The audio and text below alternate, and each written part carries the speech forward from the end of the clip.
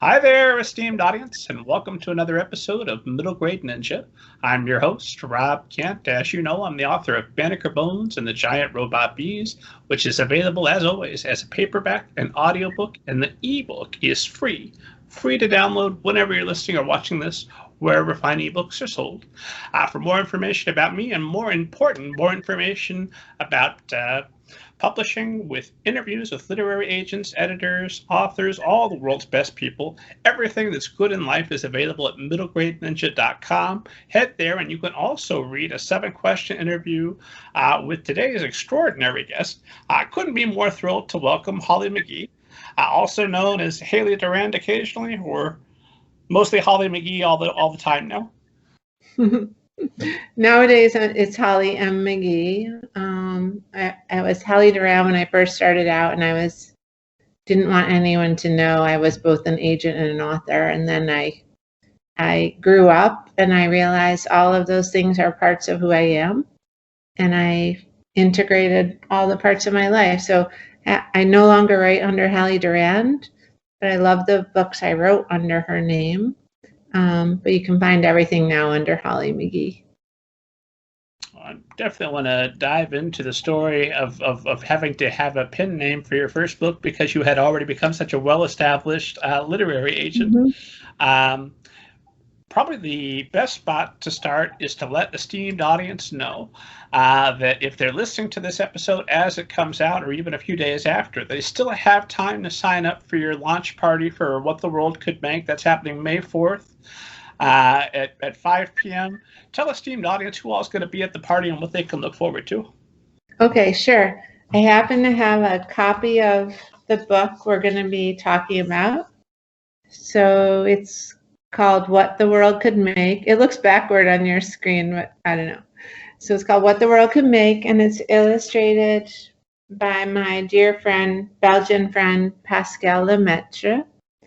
It's our third collaboration together, and this book stemmed from a series of dreams I had with my client, Kate DiCamillo, who was one of my first clients and one of my best-known clients. Also one of my best friends at this point. It's been about 20 years. And in the dreams, each year when I had a particularly powerful dream about her, Pascal would draw the dream, and he created us as bunnies, and I would give it to her for Christmas. And this started over a decade ago. And then in the past couple of years, somehow the bunnies he drew us as in the dreams I relayed to him morphed into a story. And with Kate's permission, I said, am I allowed to use the bunnies? Because I felt like they were her bunnies, and she felt like they were my bunnies. And she was delighted that they were going to have another life. And so this is the first of the bunny books. And you could see us on the back. So her name is Rabbit, and she has the more pointy ears. And my name is Bunny. It's not that imaginative, but it felt right. And I have the rounder ears. And it's sort of our view of life and the world and the abundance that can be found in the everyday world. And we're just together through these books, and we're planning to do 2 more of them. And so she will be joining us at our launch party because she's so much a part of the story of how this book came to be. And it's hosted by Schuler Books, which is a bookstore in Michigan, together with their neighbor independent bookstore, Nicola's Books. And it'll be the first time. Usually we have a big fancy launch party in New York City, but we can't do that this year. I bought some special pants to wear, which I thought COVID would be over by now, but I'm planning to still wear the pants, and I'm not going to reveal them until the night of the party. but it's at 5 p.m. Eastern Time on May 4th, our publication day. And you can find me, Holly McGhee, on Facebook, and you'll see a posting about the book, or you can go to Schuler Books on Facebook and find out how to get onto the live event. And it should be not so much not the most kid-friendly event in the world, but it's going to be a very exciting conversation about the origins of the story. Well, check out the show notes, esteemed audience. I won't let you down. I'll make sure I link to it, and I'll be there. Wouldn't miss it. This sounds like it's going to be an amazing party. I think so. I think it'll be great. And we have a wonderful moderator who was one of the founding members of Studio 360 on NPR, and she has moderated all our past 2 events, and she always agrees graciously because she loves working with us to come and host these events. And so we never know what question will be asked, and that's part of the fun. Nothing is rehearsed ahead of time, and so it's typically a pretty organic and free-flowing conversation where we never know what's going to happen. And so there's going to be, you said 2 more books. Will you be writing both of those, or is Kate DiCamillo going to write one? And Nope, they're all mine. They'll all be written by me, and the next one is about love. This one is about hope, and Kate is just sort of our fairy godmother in the whole scenario. I read the book with my son, my first grader. He was an enthusiastic fan, so we read it a couple of times. We enjoyed it very much. It's a, I'm trying to think what the word is for it. It's there's very few Well, I guess one question I had as I was reading it for you, just about the writing, is there are not a great deal of words per page, but there are some words that were challenging almost for me to say a couple of the colors out loud. And I'm supposed to be at the very least literate at this point in my life. And I wondered, as you were doing that, is that an opportunity to challenge younger readers to go and learn new words? Not at all. I wonder what words you were stuck on, Rob, because there aren't that many hard ones in this book. Like fuchsia, was that a word you didn't know? No, I knew all the words. There was, you know what? Now I've got to pull up the arc that she sent me again, and I can tell you exactly. I never think about the words. I'm not someone who would ever be able to write a ready-to-read book, and I don't publish a lot of books, so I try to, if I was writing about lilacs, I just try to think about what they look like. And I do think my picture books are really for all ages. They're not funny kid books. Sometimes I wish they were, but they're sort of more philosophical. And so I guess if my editor told me I couldn't use a word, I would take it out, but no one's ever challenged me on the descriptive words I use.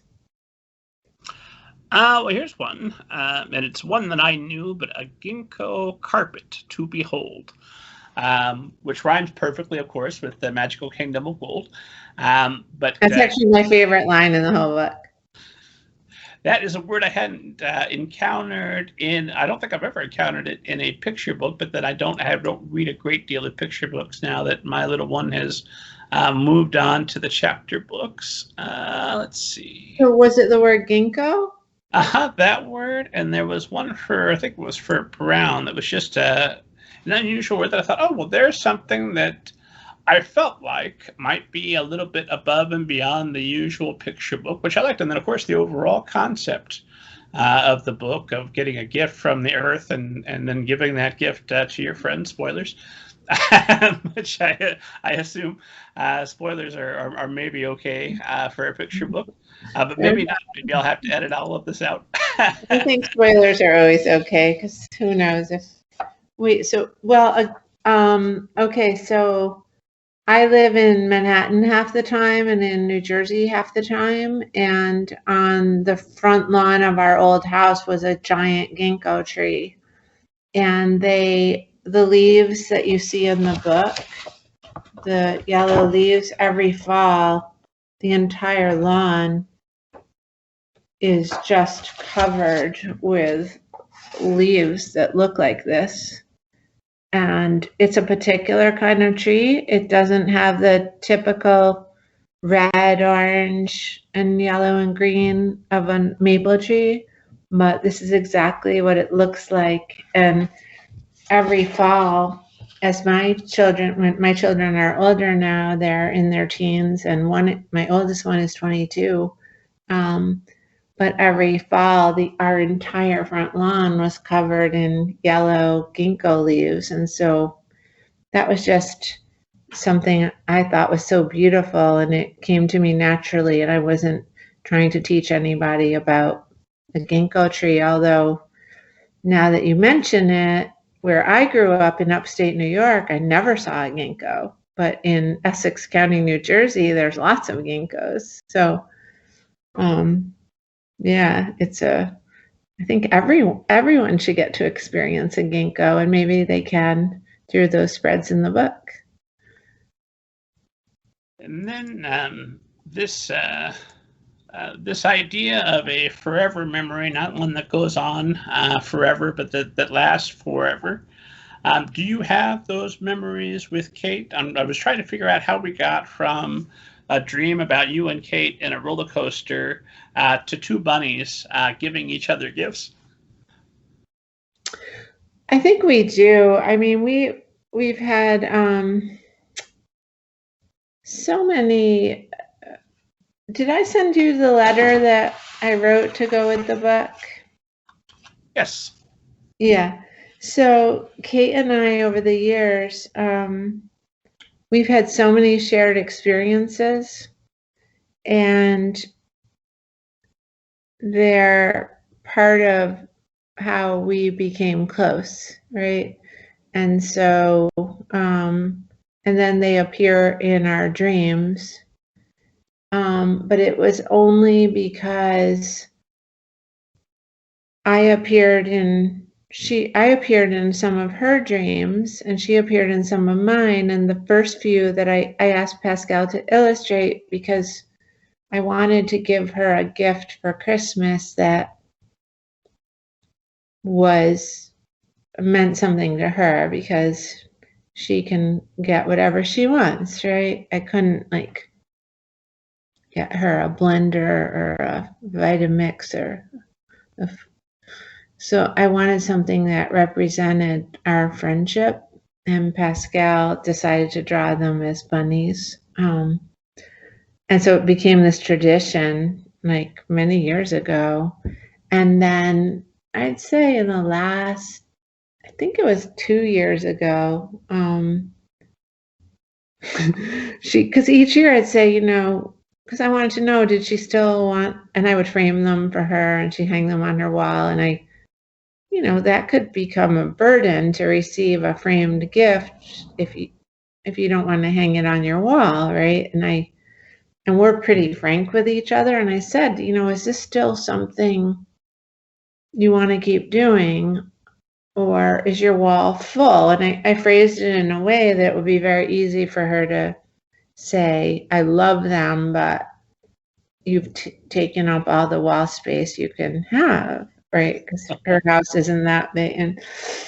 But that year, she actually had a dream about me, and she told me that was what she wanted Pascal to illustrate that year. So then I knew she was really in it for the long haul. And, one year, I think with my book, Come With Me, Kirkus Review they really didn't like that book, and they had and it's done quite well, but they took a very hard position on it. And, Kate taught me that we have to release this energy into the universe, right? We can't dwell on what Kirkus thought. And Kirkus loves my new book, but they don't like, they like what they like. So she came to my house and we had a little ceremony on my deck. And we burned the Kirkus Review with sage and we released it into the universe, just so that it wasn't like part of us and didn't affect our feeling about who, or at least for me, who I was in the world and as a writer. And it was so important to do. And so that year, the bunny image, that wasn't from a dream. That was the two of us burning this review at my home. So, it's just the bunnies really represent our friendship. And I think a lot of times when you read a picture book about two characters, they're kind of opposites, right? And they find a way to meet up and tolerate each other or see the world from each other's perspective.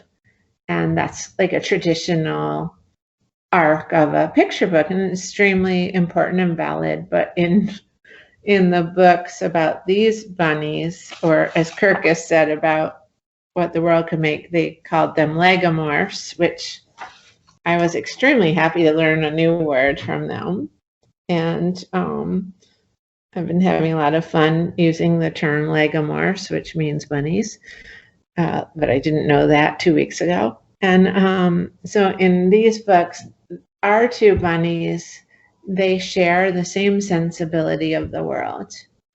And I think that's a little bit unusual because they're not trying to come to a meeting of the minds and tolerate each other. They already see the world the same way, but they have different ways of expressing it. And they look in wonder at everything the world could make. So that's not something I see that often. And I didn't intend to write a book that way, but these sometimes the words come up and through you, and then you look at what you have on the paper and you can see things about your own story that make sense. And that's how it is with me and Kate. Well, in that same vein, something in that letter you mentioned about the book is that you and Kate DiCamillo had both purchased the same pillow, sham, and comforter, and took that to be a hint at the mystery of the universe. So, what mystery of the universe are we talking about, or is it not identifiable because it is the mystery of the universe? And how often do you get these hints, or are you able to see these little tantalizing tidbits? Oh, I see them all the time, but I've been open to them for a very long time. But with Kate, that one was particularly powerful because I had bought this comforter that, at the time, I think it was a few years ago, and I had made the decision that I was going to leave my husband, and I had moved up to the 3rd floor, and I wanted like something that looked kind of, I don't know, like all our good comforters and stuff were downstairs, but I just wanted something different, and I don't know, I went to Wayfair. It was somewhere where I don't normally shop. It was like a super quick decision, and I think people were coming to look at my archive, and I needed it to look kind of, I can't say professional is the wrong word, but just neat and tidy. I bought this comforter and these shams, and it was like a pattern. This story is, you could totally cut me off. So I bought this and I've had it up there, and it was like nothing I would normally buy because I was at a really different place in my life. And then I went out I decided my youngest, he seemed like he needed to assume more responsibility than he was at the time. So I showed him these images of Outward Bound, and he didn't realize that Outward Bound was like really hard and rugged, and he thought it looked really fun. And I had to take him out to Duluth, Minnesota. That's where his trip to the Boundary Waters was taking place. And so I wanted to see Kate while I was out there, and also my sister lives out there. So I dropped him in Duluth, and he made it through, but he never wants to go back. It didn't change his life the way we thought it would, but he like learned quite a lot, especially that he was not sensitive to mosquito bites, which was a huge plus for being in the Boundary Waters. So I went to Kate's house, and I just did a double take. She had the exact same comforter, and it was hard to believe. And I even tried to have her research the day she bought it, because I think we bought it on almost the same day, but she couldn't find her receipt, and I can be super obsessive, so I just let that one go. But then this past year, I mean, this is the weirdest part that I did not include in that letter.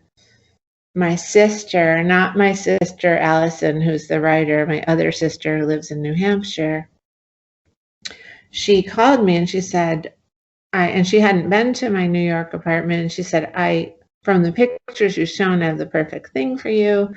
I bought it. It doesn't fit in my house. I think it's going to be perfect for your apartment. And she packed it up and mailed it to me. And I opened it, and it was the same comforter. The exact same comforter. And this is over the course of 2 years. And I think what I've had so many experiences that point to the symmetries and I don't think they're coincidences, the synchronicities of the universe. And I've had enough hints about them, and I don't proclaim to understand them, but I respect them. And I have one here on my desk, actually. This one, I was in my analyst's office, and we were talking about time, and time was, I wanted to write, I still do, I plan to write a book about time and how the idea of being out of time. And I think the pandemic has kind of been part of that, because we're all sort of out of time. Like, think, is tonight Thursday? You actually have to think about it, right? Because all these days have been bleeding together.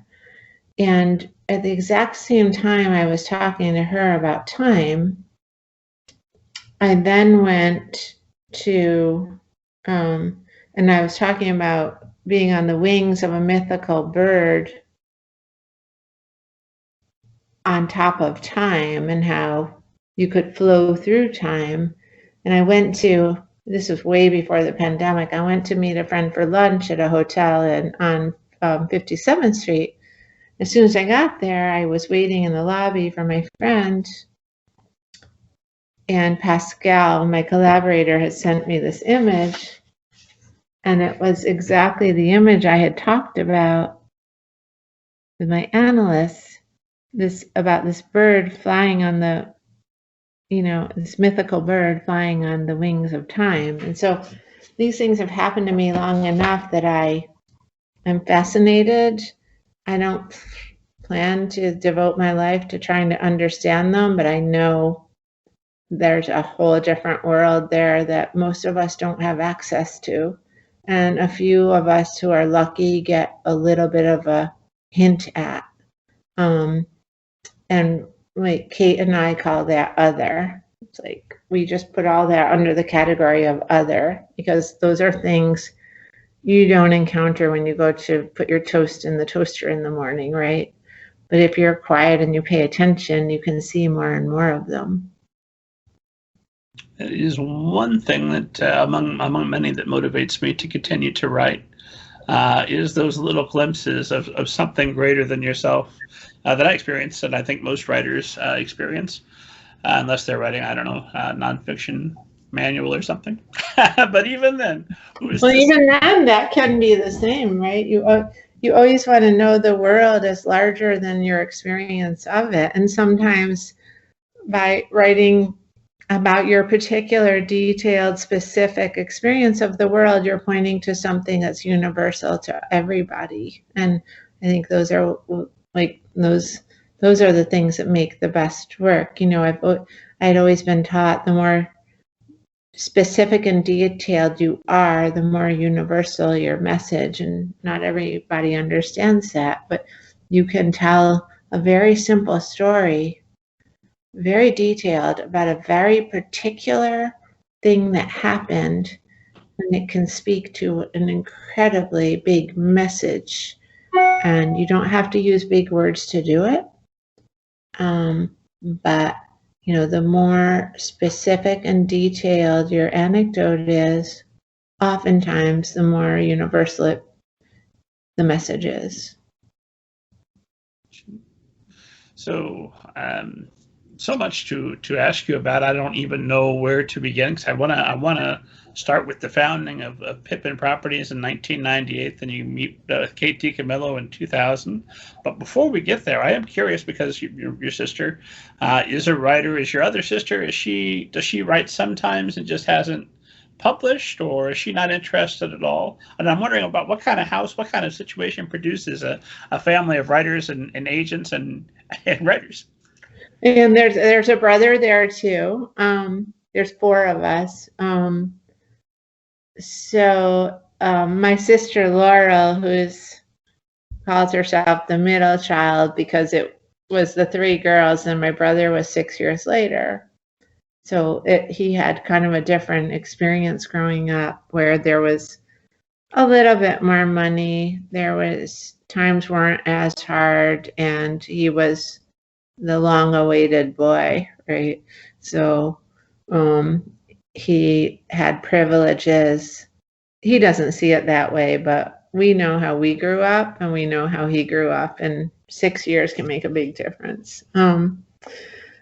But we love him, and he loves us. So Laurel is actually an amazing writer, but she never writes anything. She's hilarious, and if she decided to sit down and do something, I'm sure, you know, sometimes we have a group chat on our phones, and we can all make each other laugh so hard. Allison can make me laugh so hard. I can make her laugh so hard that sometimes it's all 3 of us, sometimes it's all 4 of us. And so we really grew up in far upstate New York, 2 hours west of Albany, on 150 acres of land. Our father inspected barns to make sure that farmers weren't trying to, that the amount of milk they sold was the same, the amount of milk they charged for was the same amount that came out of their bulk tank in their farm. And then he inspected barns for cleanliness, and he had some more logistical jobs at the dairy league he worked for. My mom was a school teacher, high school math. I had her for geometry, which was a horrible experience. It was a small school, and you know, it's the kind of childhood where, you know, you make your bed, you lie in it. If you had to, if you asked for something, you then had to be willing to, like, use it all up or deal with the consequences. And it was a pretty strict and disciplined life, except for the things we got away with that they didn't know about. And then I think probably from the time I was 12 years old, I knew that I didn't want to live in the country. And I started selling corn on Route 12 out of a red pickup truck to start saving money to get the kind of things I wanted, which weren't luxurious, but they're just things my parents couldn't afford, like a pair of white pants I wanted. So we were very hard workers. We, none of us stayed in the country. It's kind of interesting. My parents still live in the house we grew up in, and they just turned 85. And all that said, my mom grew up in Manhattan, and she couldn't wait to move to the country. So, it's to each his own, right? So I don't know what they did that created these imaginative children, but something. Were you big readers as children? We were all big readers, and we also were never entertained by anybody. Very few people came over. We were 5 miles out of town. So I think that's a very important point. We had to entertain ourselves. And, we always had kittens. We'd make kitten villages with our Barbie houses and play school on the stairs and we always played the newlywed game, and there were only 4 of us. It was my brother and the 3 sisters, and someone was going to be the newlywed to someone, and he had to answer all the questions. So we just had we'd watch TV without it on and look at our reflections and make up our own TV shows. And it was kind of for lack of having things, And my brother was younger, so he had Atari, and he had those kind of games, which we never had. There was a lot of Scrabble, a lot of I don't know if we had Yahtzee. There was tons of Scrabble, a lot of the Game of Life, a lot of board games, a lot of fighting with my grandmother over Scrabble and her. If we took too long to make our word, she'd start yelling, "I smell wood burning," meaning your head was full of wood. It was in some ways a life that isn't imaginable now, because some of the stuff that happened, a kid nowadays would call the police for. Like, if you were so insulted for your slow thinking. But it was very normal back then. And so I think part of it was the lack of noise around us that made us create our own worlds. So from there, you're by the side of the road with the pickup truck selling corn. How do you get from there to opening your own publishing industry in 1998? Is it just straight to New York? Get me the first job of publishing I can find. What are the steps that you take? Oh, I can tell you. So I went to college, and I didn't know what to do after my senior year. I had a boyfriend I really liked who was in graduate school at my same college. And we had this house where we shared with a couple other people. And I worked at the golf course. I worked in the snack bar. I always liked playing. Back then, I haven't played golf in years, but I had supposedly I had a very sweet swing. I took golf, and because where I went to college, you had to have a gym class. So I took golf, and it turned out I was really good at it. So I worked at the golf course and the snack bar. I was kind of trying to figure out who I was and what I wanted to do. And the only thing I could think of that I wanted to do was to work in publishing, because I had done an internship in New York City my junior year. At the Council of Literary Magazines, and it wasn't even the stories I was reading or any of that. It was the feeling. It was the idea that I felt like myself around the people I worked with, and that was kind of a new feeling to me. It's like, oh, I can just be myself and make whatever nerdy jokes I want to make, because everybody thinks I'm funny, and I didn't have to try at all.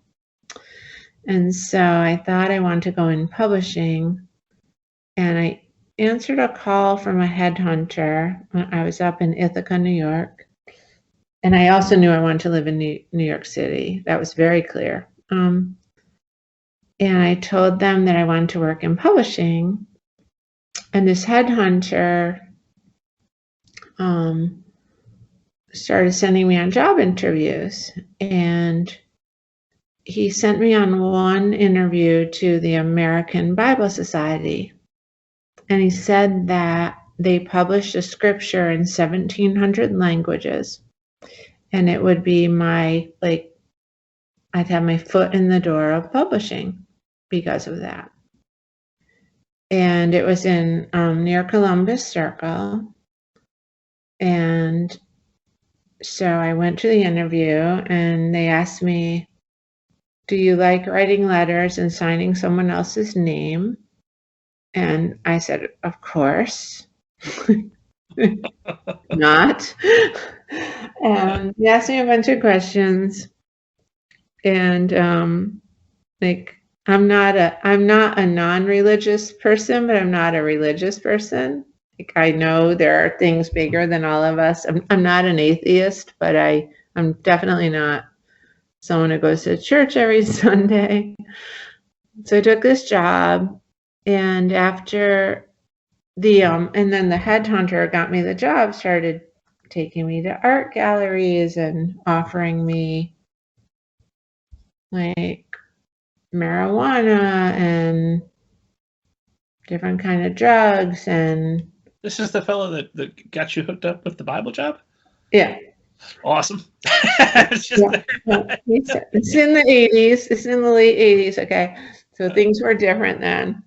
He'd be sued today. So he said, and I started seeing this part of New York. It's like, oh, there's art galleries. And I was very much a farm girl, right? So I had good taste, but I didn't know New York very well.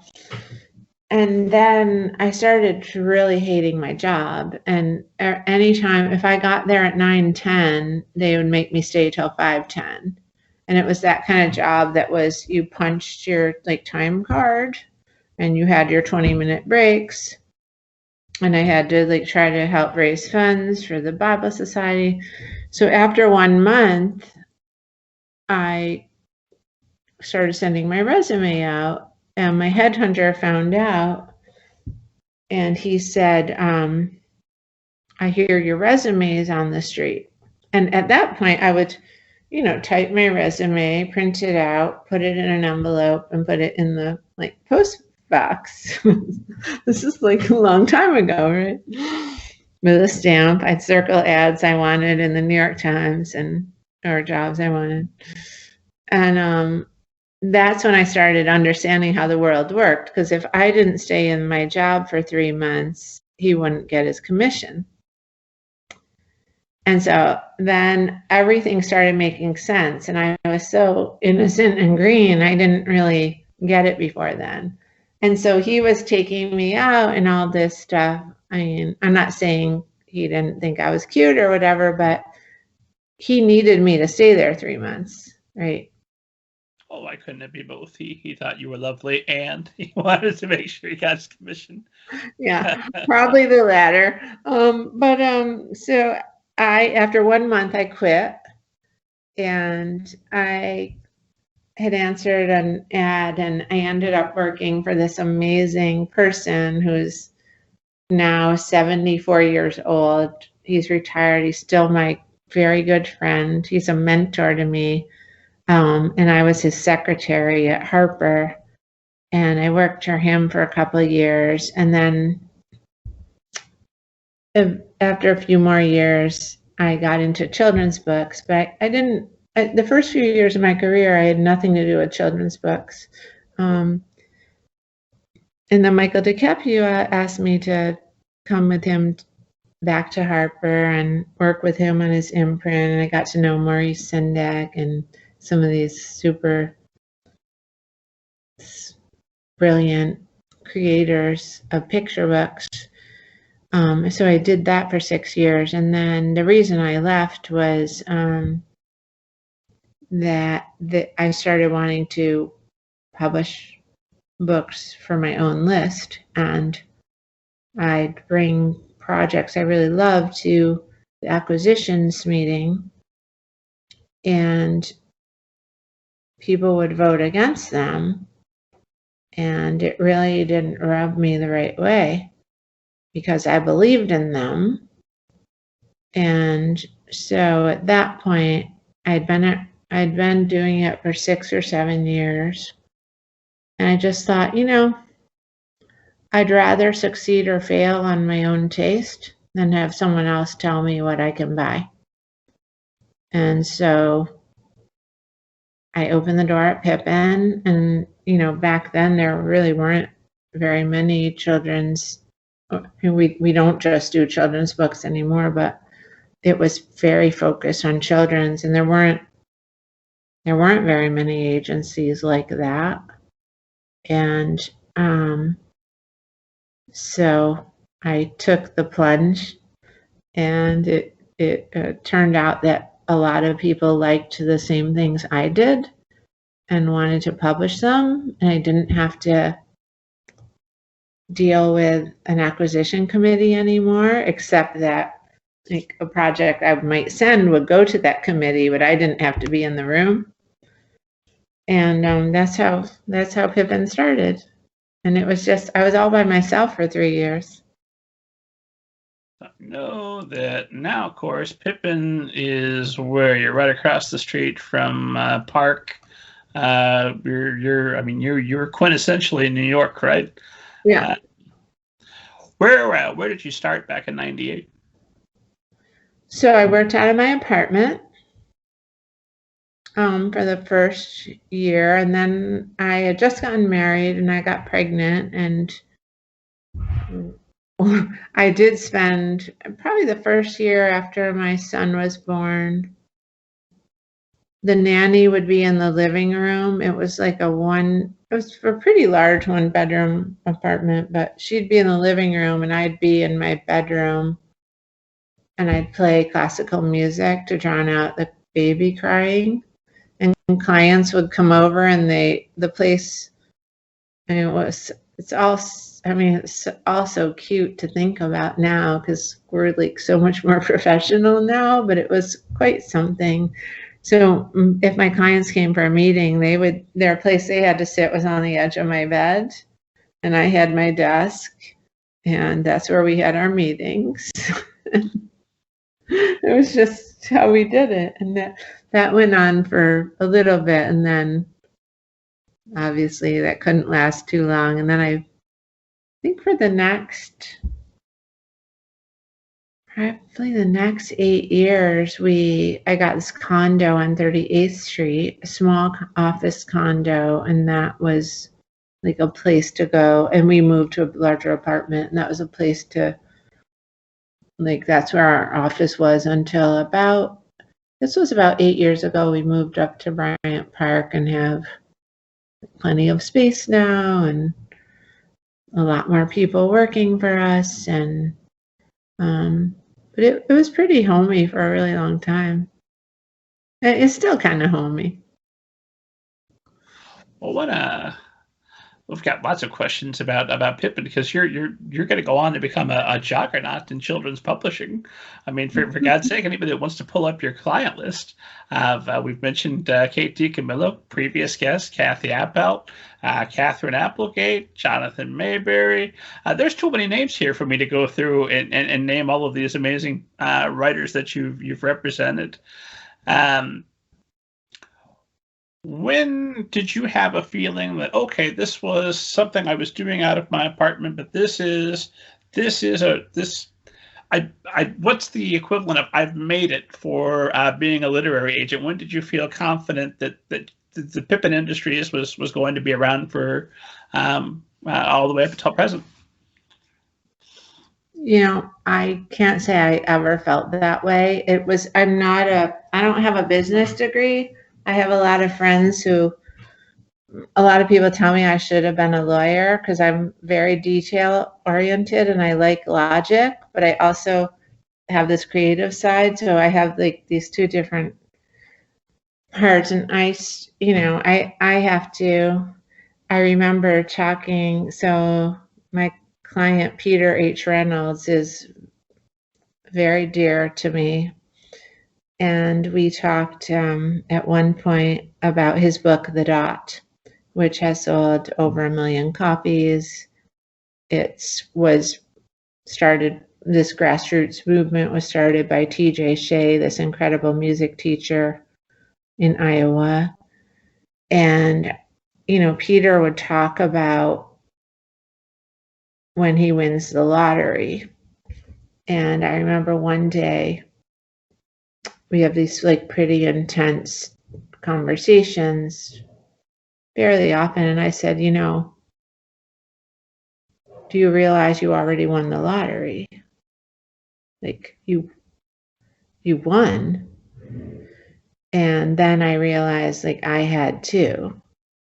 And it's just, you're going about your day, you're on your email, you try to clear your inbox out, you have really important emails, and then another email where an editor is asking you for your author's address, and please, why are you asking me for that? Like, please ask my assistant. It's going to be, I have to go look at it. And so, like, regular life doesn't change even with such great success, right? You still are the person you were. And so I can't say I ever had that feeling. However, when I look at the careers of what and it's a lot, it's mostly talent, but it's also great management, because you can be incredibly talented and not have a great agent, and you're not going to end up where some of our clients have ended up, right? So you look at a Jason Reynolds, or like when we took over Catherine Applegate, or how Kate DiCamillo's career has been managed, or Peter Reynolds, or, it's nothing happens if you're not an incredible genius, but nothing can happen if you are a genius without the right management. So I can see for my clients and our clients and my colleagues' clients, I can see what's possible. But it's not often I step back to think like, oh, I started this whole thing. I just don't really think like that,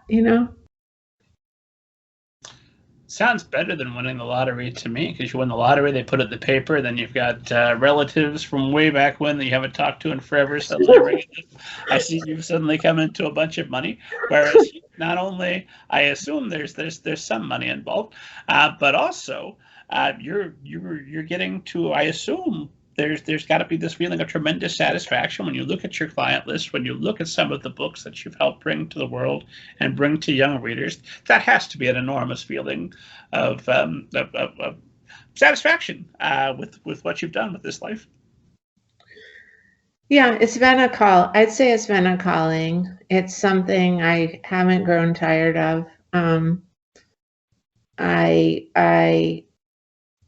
love words and pictures. And, I have a, let me just show you, I have something, I can't tell you what it is, but this is like what I'm going to spend my weekend doing.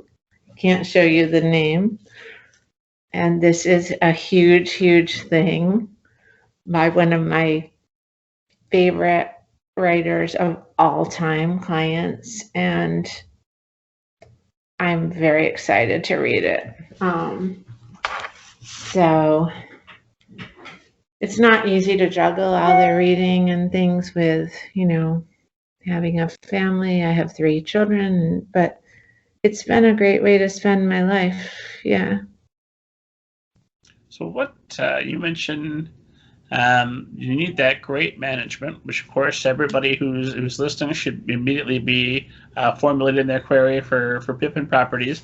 Maybe not you, because I know that's very rare anymore that you will take on a new client. But you've got several other great folks working for you. In fact, let's start there, and then I want to get this idea of what makes great management for a genius, which everyone who listens to this show obviously is a literary genius. They just need to get that great management that's going to help them out. So going just right through the structure that's on your website. There's you there at the top, and then next up you've got, is it Elena? How do I say Elena's last name? Giovanazzo. And so she is vice president and senior agent. So we'll just go down the list. Her, Sarah Crowe, Ashley Valentine. What roles are each of them playing? How does Pippin function? Okay, so the main three agents are Elena and Sarah and I. So my list is very full.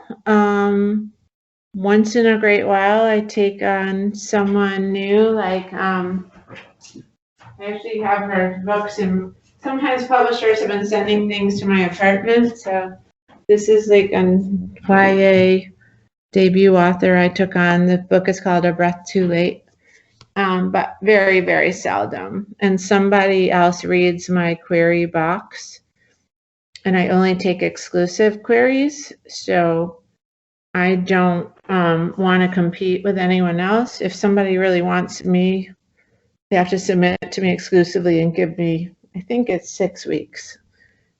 And there's someone who weeds out my query box, and if it's something they think I want to read, they pass it on to me. So that's the truth of how it works with me. Because I want to have enough time to spend helping the people I already represent, and I never want to shortchange anybody or miss a step, because every single step counts. And you never know you have a bad contract until you have a best-selling book.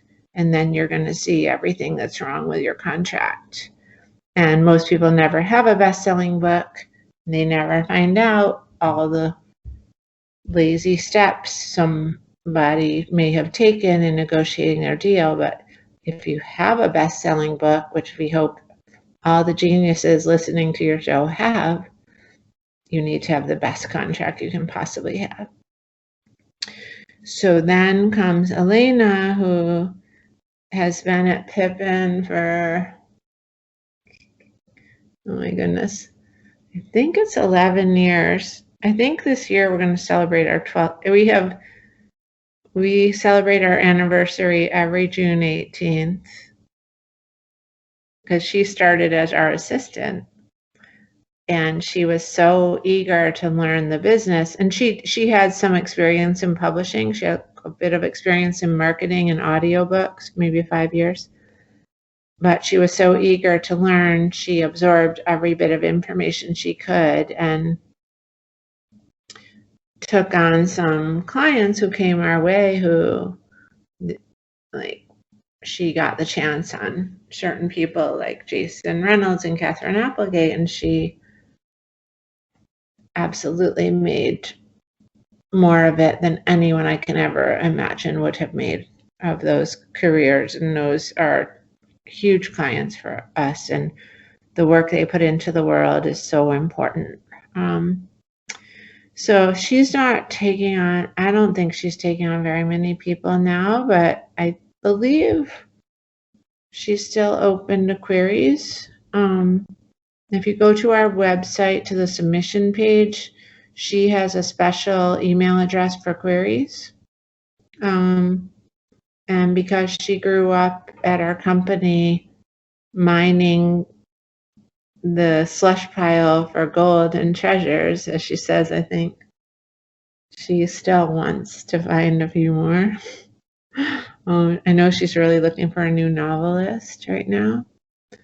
Just kind of greedy at this point, but on the other hand, these geniuses need great representation. And then Sarah Crowe, she came to us about I think she came 4 years ago, and she had a fully developed list. But I had this idea that I wanted to have 3 Batmen in the cockpit, not just me and Elena. And we each have, you're so lucky you got me when I'm in my apartment. I have all my toys. So we each have one of these Batman paperweights. Love it. Because the greatest I've ever seen. I got this on Etsy. This super cool artist makes these by hand. So Sarah, Lane, and I each have one, and Sarah's our other Bat person. And her client list is quite full, but she finds it harder to resist taking on new people than Elena and I do. So she might be, it might say closed to queries, but she can't. She's an incredibly voracious reader. She can't go to bed without reading a novel, and so she's a possibility. And then we have the other people on the team are Ashley Valentine. She started as our assistant, and she did that for, I think, 3.5 years. And now her title is art manager, and we're still like defining that role.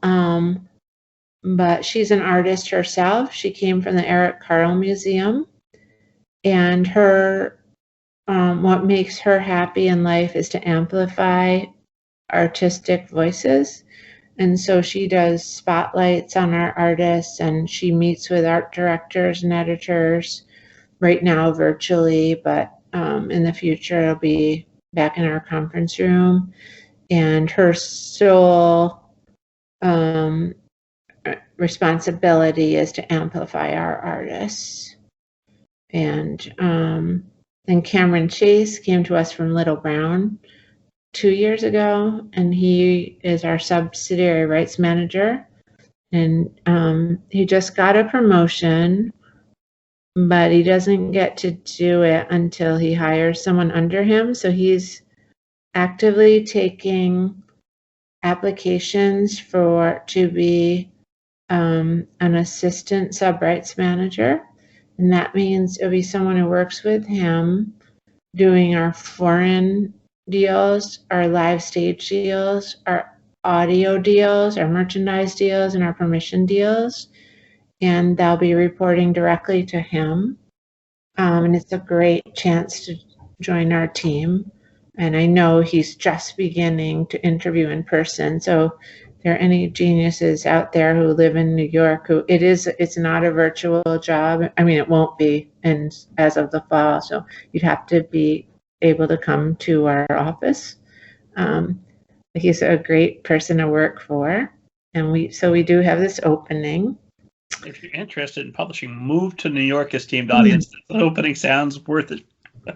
Yeah, it's such a great, but you have to I'm an introvert, so I could work alone all day, or I could work among a few people, but I was never someone who liked to hang out at the water cooler and chit chat when I was in big corporations. So if your personality is that you want a lot of socializing at the water cooler or among a whole bunch of different people, it's not for you. But if you like kind of a more boutique atmosphere where you can have really good friends and colleagues, but only 6 of them, you can go to the 4th floor together and get your tea and coffee, then it's for you. But if you want a more corporate atmosphere, where we work, you can wear whatever you want, but if you want to wear jeans, it's fine, or as long as it's not like super slumpy stuff.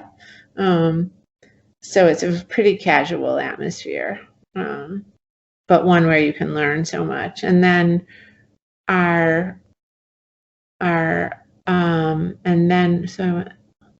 and then Rakeem Nelson, he joined us as our assistant last February when Ashley so Ashley moved up to be art manager. So there is a lot of room to move up in the company.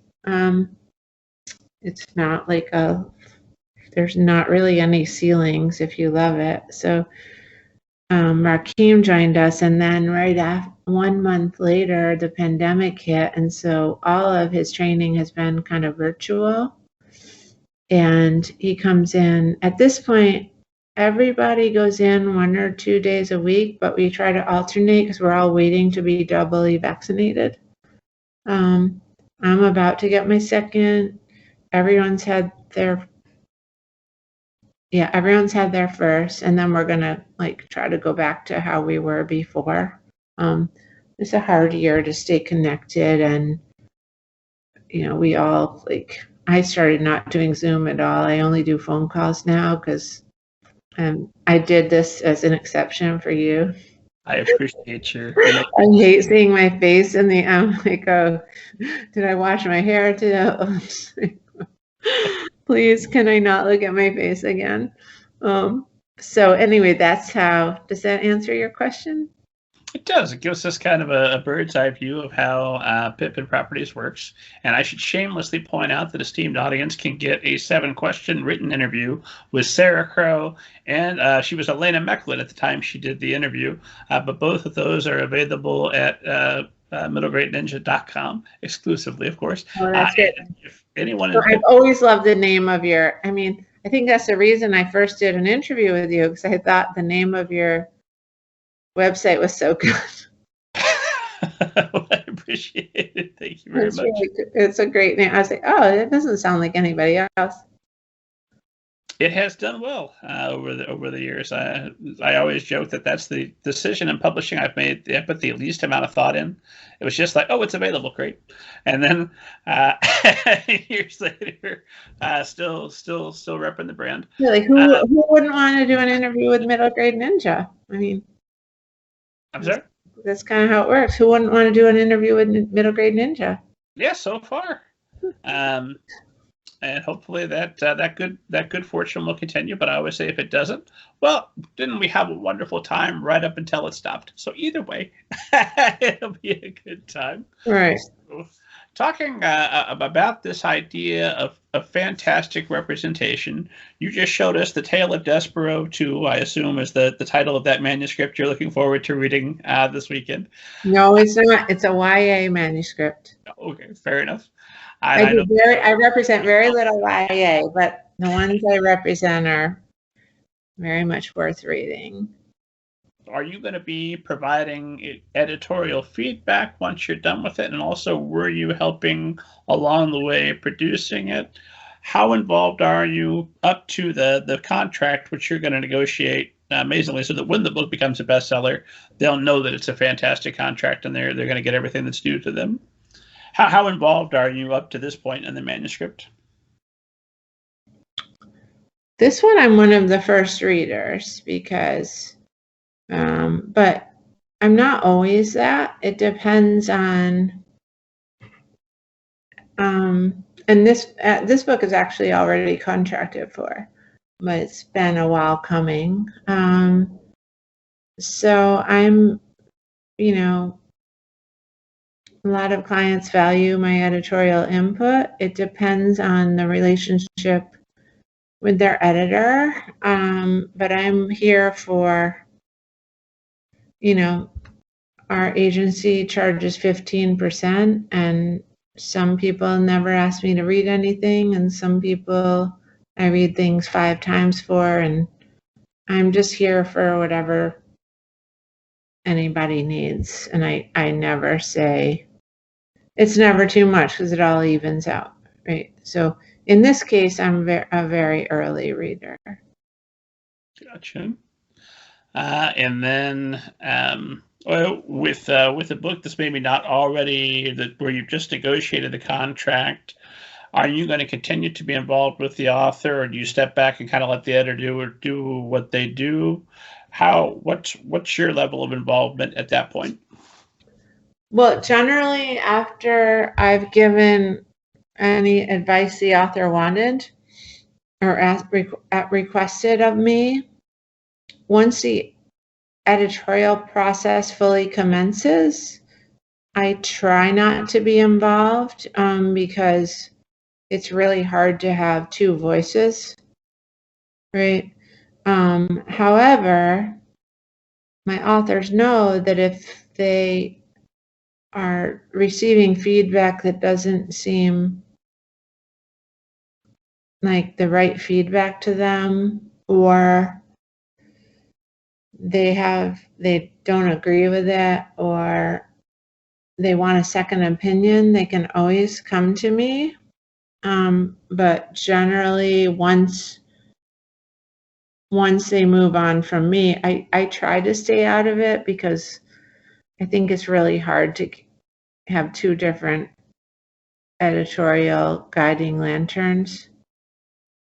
But if they come back to me and they feel like they're not sure they're getting the best advice, or they disagree with their editor, then I'm always happy to weigh in. But I think it's hard. I mean, because I'm an author too, it would be hard to get two different sets of notes when one of them is from your publisher who's going to publish your book.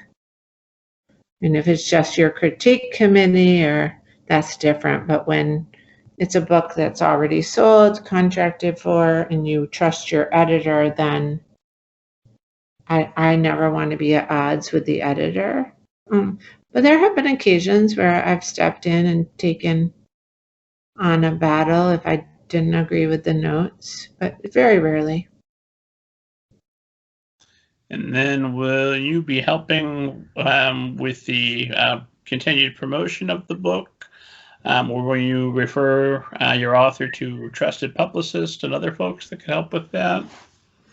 That depends. Some publishers are and it depends how well known the author is. With certain key authors, you never have to worry that they're going to get everything they need for the book.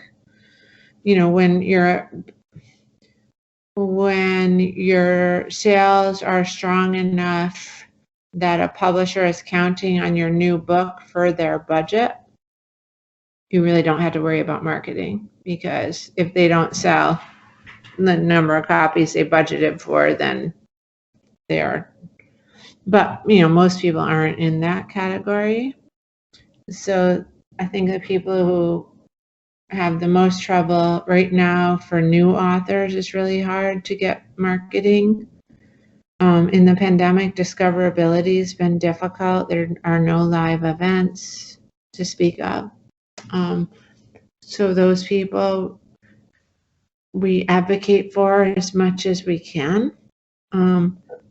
But we don't have our own marketing department, right? We know what has worked for a lot of our clients, a lot of people with newer, but a lot of people who aren't as well known, and we share all the information we can, and we make calls and advocate. But you can't. It's very difficult to force a publisher to spend money if they're not getting a big response for the book from their sales group. So I'd say we do a lot, but we can't make your book a bestseller. You say that, and yet your client list suggests to me that, that maybe there is a way you can do that. Maybe we're doing more than others. I have no idea what other agencies do. We do a lot, and we also, it's in our best interest for everyone we've taken on to have really good sales. Nobody wants to have a lackluster sales track, but sometimes you can't control. So you do all you can, but you cannot guarantee someone's going to have a strong sale. You can do everything you can do, and then sometimes you have to accept maybe it's not that one, maybe it's your next one, and you have to be able to read the room, I guess. And if things aren't happening for the book that's coming out that season, sometimes it's better to save your energy for that person's next book. You know, you have to be able to read the room. I had a kind of a burning question for you. I have lots of burning questions for you. That we won't get to all of them. But I've listened a couple of times to a talk you gave about there is no GPS, and in it you give the advice, and this is a few years ago now that I'm bringing up. But you say, if you want security, why do you want to be an artist? Which is a quote that I just seized on, because I think, you know, somebody signs with Pippin Properties, like, oh, this is it. This is my golden ticket. I'm going to the chocolate factory. It's all going to open up for me. And then there's you telling them that if you want security, why do you want to be an artist? So I'm fascinated by this idea. How can artists both thrive and take the big chances and go for success, but also, you know, eat regular, own a decent car, more than 2 pairs of pants, all that kind of stuff? You know, I used to like be super happy when I represented people who made enough to live on with just their writing or their drawing. And I don't feel that way anymore, because what I saw over time was everybody has fancy periods and less fancy periods, where you have your periods where you're super popular and then your sales might dip and then they might come back. And I started to feel that if you're relying on your artistic endeavors to make your living, you might have to compromise, right? And just write some stuff to sell it. And then that's more like having a regular job, right?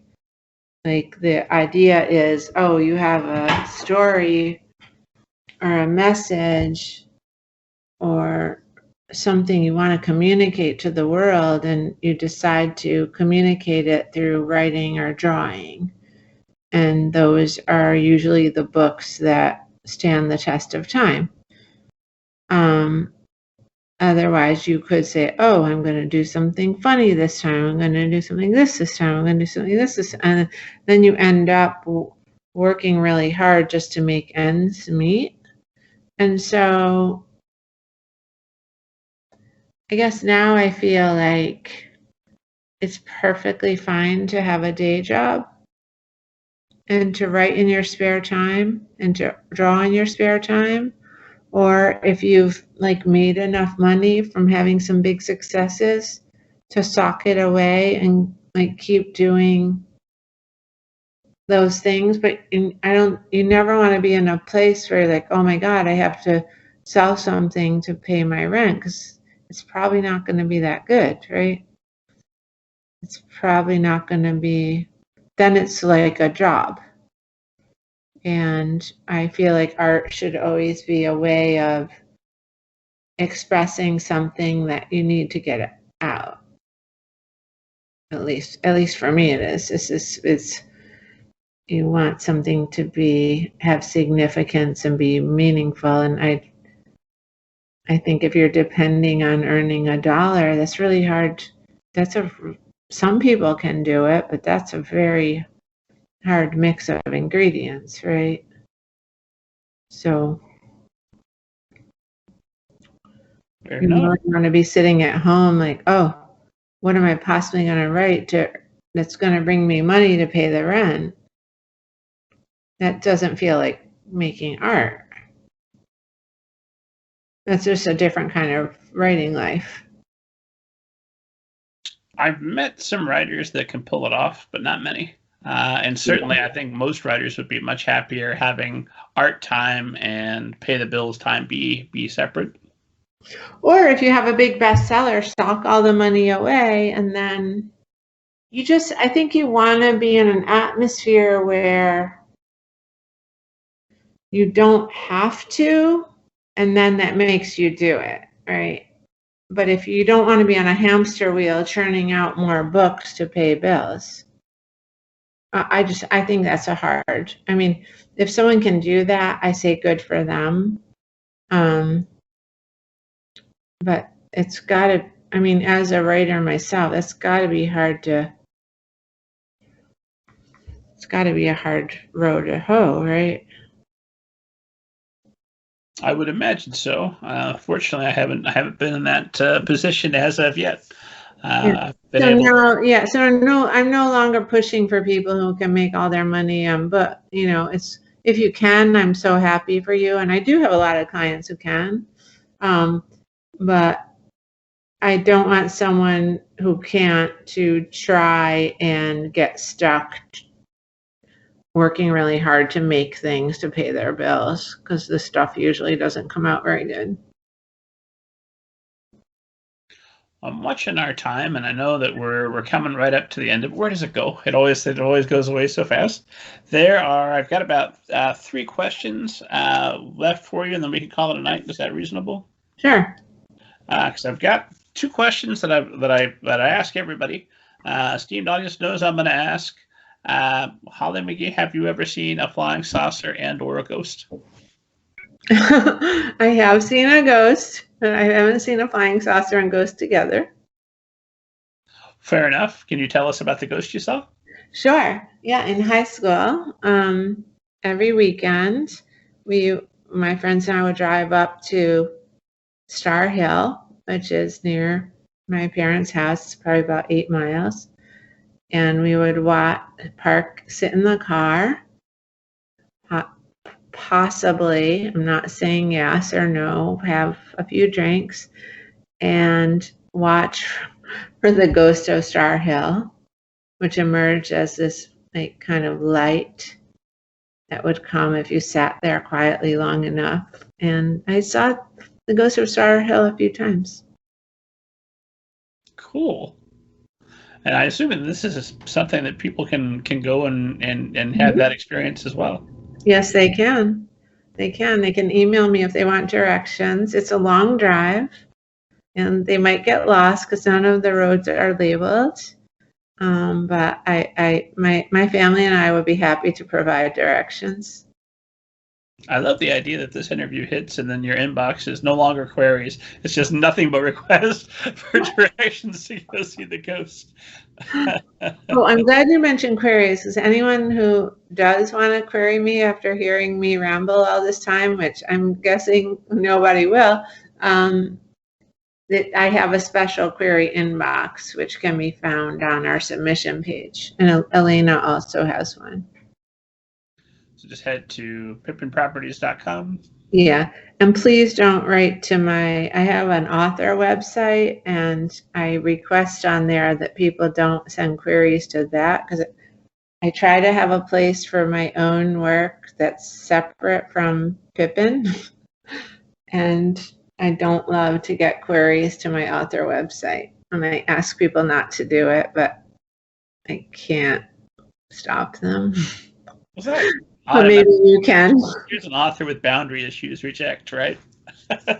Yeah. I'm like, hey, if you can't read my request, then that's not a good start to our relationship. Another question that I make it my business to ask every publishing professional I've had on the show. I want to ask about diversity in publishing, because we are seeing it improve. We've still got a long ways to go. So my question is simply, what is Pippin Properties doing, and what are you seeing publishing overall doing to make sure that we're increasing the amount of diverse books on our shelves?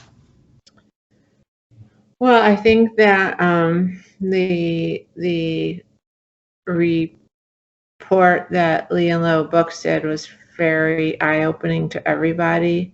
I know at Pippin we started our African American Creatives Grant after that, which we do every year now. We did our first one last year, and it's a $6,000 grant. There's no stipulation on how to spend the money. It's to help in whatever way you need help. And last year we chose an artist, and of all the entries, the finalists are chosen by the 3 youngest people at Pippin, Rakeem, Ashley, and Cameron, and then the finalist, the winner is chosen by the 3 top people at Pippin, Sarah, Elena, and I. We started that. We started some initiatives to really diversify our client list.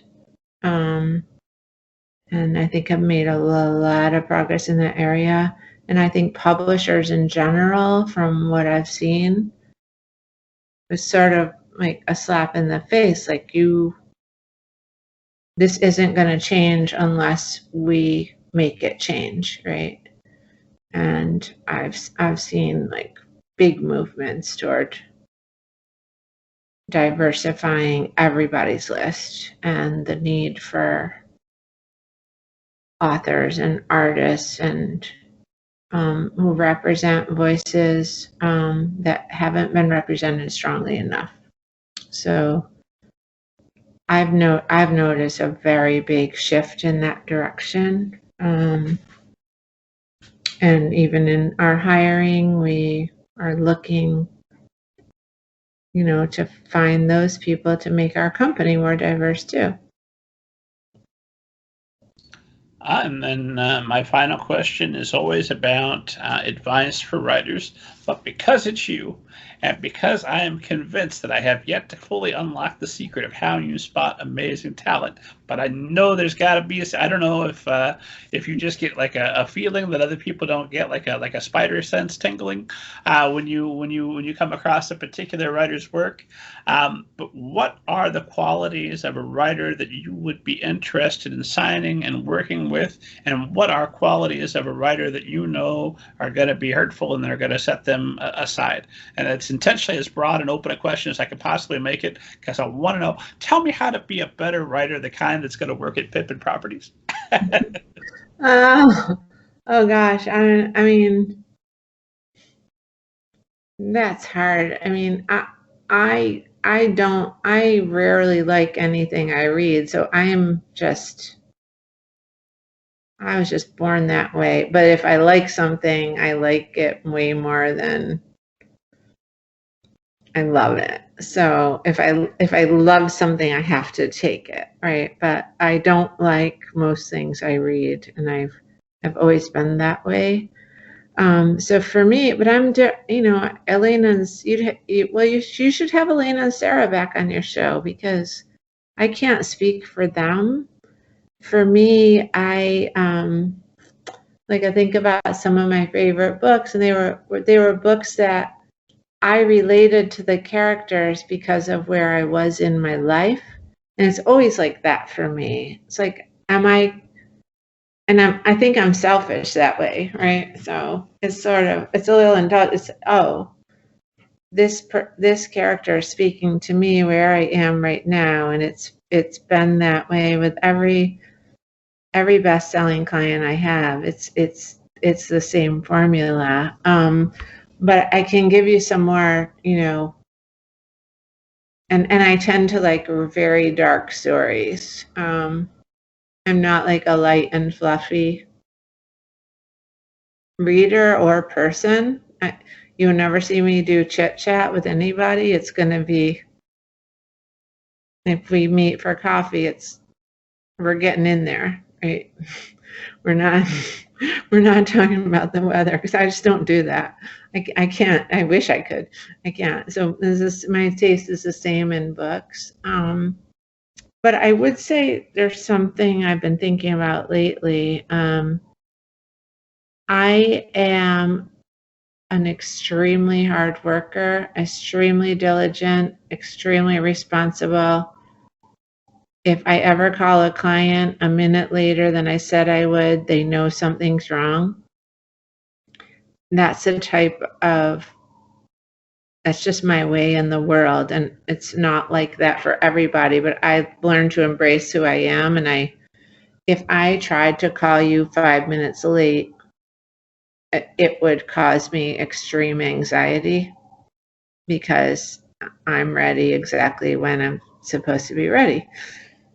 So there's that. But I also I don't want to work harder than my client. So if I ever find that I am pulling for something harder than they are, I lose interest, right? The agent never wants to feel like they're doing all the work for whatever the project is. Like, if I give you a round of editorial notes, I want you to take them, and I don't want to see it for a few weeks. I don't want to get that back in an hour. It took me an hour to write the notes. Right? So that matters. People who are patient and willing to like do what it takes to have a better result, not be in a hurry, but play the long game and most likely win it. That's really important. People who respect my boundaries, understand this isn't the only thing I do. I have a family too. People who are funny and kind, appreciative, crazy talented, but please don't ask me to work harder than you're willing to work. I think that's the perfect note to end on. Where can esteemed audience find you online, follow you on social media, all that good stuff? So I do have, so let's start with Pippin. So Pippin Properties, the agency, has a Twitter account. It's at Love the Pippins. We have Instagram, Pippin Properties, and we have Facebook, Pippin Properties. And then my personal, which if there's a book, a Pippin book, I just can't resist posting, I do, but it's a little more personal than just Pippin. So I have Twitter is Holly McGhee. Instagram is the same. And Facebook is just Holly McGhee. And I should, of course, remind esteemed audience that What the World Could Make launches this week. If you're listening to us in the future, by God, it's already available. Go get it. And if it's not yet May 4th of 2021, you can attend the launch party at 5 p.m. You're going to be there. Kate DiCamillo is going to be there. Your illustrator's going to be there. It's going to be an amazing time. I'm going to be there. I'll be quietly watching, but I'll be there. It's going to be extraordinary. Esteemed audience, and you'll get to see my special pants that I bought because when I thought it wasn't going to be virtual, but I'm going to wear them. Do they have some sort of bunny or rabbit type quality to them? I know you're not willing to spoil the pants exactly. Absolutely not. They're just really good. Fair enough. Esteemed audience, your industry will be satisfied. As always, for thousands of interviews with publishing professionals, authors, all the world's best people, head to middlegradeninja.com. It will change your life. Download your free copy of Banneker Bones and the Giant Robot Bees. And God willing, I'm alive. I'll see you next week.